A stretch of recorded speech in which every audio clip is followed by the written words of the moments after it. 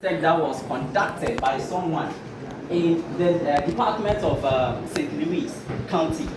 So what happened here is that a student nurse who was supposed to administer influenza vaccine, but instead she administered insulin to 5 patients. Now what's happening here is that during the administration of this insulin vaccine, she realized that 2 out of the 5 patients actually showed symptoms of hypoglycemia. So there was hypoglycemia that was recorded in the 5 patients, but out of these 5 patients, it was 2 out of these 5 that actually showed symptoms of hypoglycemia. And according to the question, what were these symptoms? They started sweating, they started shaking, they were all weak. These were the signs and symptoms that were actually recorded during the administration of this insulin. Now the student nurse actually went and reported the case to the supervisor, but she did not stop administering the insulin vaccine. She reported the case but did not stop. She still continued due to ignorance. Now what happened here is that out of the 5, another two patients also developed symptoms of the hypoglycemia, but later 2 out of the 5 again were hospitalized at the hospital. They were administered, they were hospitalized. Let me say that. Now what's happening here is that the researcher actually did not know what was happening.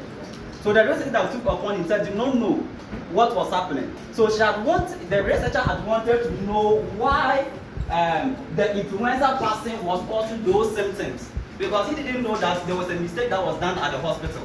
So what the researcher did was that the researcher traced to the manufacturer, where they did a lot of research, a lot of tests on the product, that is the vaccine, because they didn't know that it was the insulin that was causing that. But they realized that everything was on point. Now they traced back to the hospital. Now that is where they got to know that an error was caused there. Now the slides here is now going to tell us what exactly was the cause. Now I'm not going to say it in the question, but beneath the slides you know what actually was the cause of this error. Now, so this is the presentation outline. So we've looked at the case description. So we look at what the medication that are involved in the question, and then also the clinical consequences, the investigations that were actually done, and then the root cause of the error, the preventive measures, and then the lessons that we've learned, and then the conclusions. Now, let's look at the medications involved. So the medication involved, we have influenza vaccine. So that was what was intended to administer, but instead, she mistakenly administered insulin instead of the influenza vaccine. Now let's look at what the influenza vaccine is, because that is what the student nurse was supposed to administer. But before we get clear understanding of how the influenza vaccine works, you have to have a detail or a slight knowledge about how the influenza vaccine works. How the influenza, the virus, how it works. Now what happens here is that the virus has 2 protein structures that are expressed on its surface. So when the virus invades the human system, actually it works within the airways, the lungs. Now when it invades the human system, it uses those protein structures. We'll call one of it is hemagglutinin, and then we have neuraminidase. I'll explain them here. So let's assume these are those protein structures. So before it will enter into the cell, it uses those protein structures to attach to a receptor that is on the surface of the cell in the human, and we call it sialic acid. So when it attaches, so the hemagglutinin attaches itself to the sialic acid receptor, then it enters into the cell through a process called endocytosis. Now when it enters into the cell, now after it gets the cell infected, now you know when a virus enters into the system, it multiplies. Now after the damage is caused, it wants to travel from cell A to cell B. That is where this structure that we call the neuraminidase. So the neuraminidase is like a scissor. So the virus, when they enter into the cell, they're in the form of cluster. So it will cut the virus, then it travels from the cell A into cell B. Then through that all the cells gets infected. So in simple terms, Let's now come to the influenza vaccine. Now we are done with how the virus works. Now the influenza vaccine, the vaccine itself does not kill the virus. Vaccines are not designed to kill viruses. So let's understand it that way. Vaccines are not designed to kill viruses, but instead, vaccines are designed to train the human system of how to kill a virus.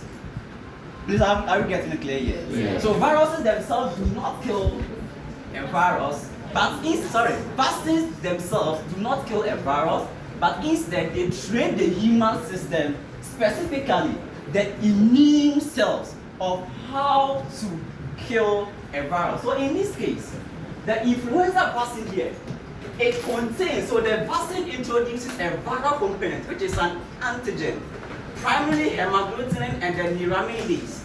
So the vaccine, we've incorporated the two structures I've already mentioned, which is the hemagglutinin and the neuraminidase, into the vaccine. So when you administer the vaccine, now the vaccine goes into the blood. Then where the vaccine contains these structures of the virus, the hemagglutinin and the neuraminidase. Now, when these structures enter into the blood, the immune system sees them as foreign materials. They are not part of it. So when the system sees them as foreign materials, the system then develops what we call antibodies. That is the immune cells. They develop antibodies, and then these antibodies start to fight against these hemagglutinin, but these are designed ones. They are not the actual virus. How do we know that? They are designed ones. All right.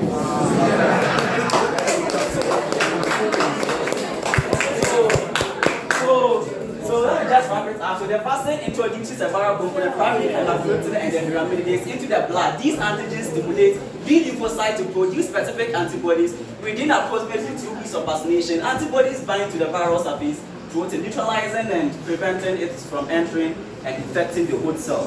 Then the other drug that was the insulin that was administered is hemoglobin 200 insulin. That was what was administered.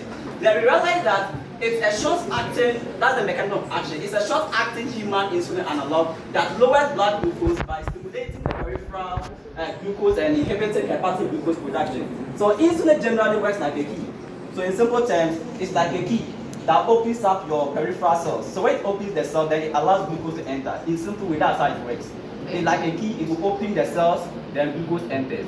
So when you have less glucose in your blood, then you open up the cells, more all the glucose will enter. You have less glucose in your blood. What happens? Hypoglycemia sets in. Hope you are okay. Yes. So now let's look at the clinical consequences. All 5 patients develop acute hypoglycemia. What is hypoglycemia? So hypoglycemia here basically talks about when your blood glucose falls outside of the normal blood glucose. What is the range? We have 70 to 100 milligrams per deciliter. In USA, let me say, in Ghana here we don't go by this. I don't know if those in the system practice it. So realize that usually they mention a number which is less than this. At times in millimole per liter, right? So in millimole per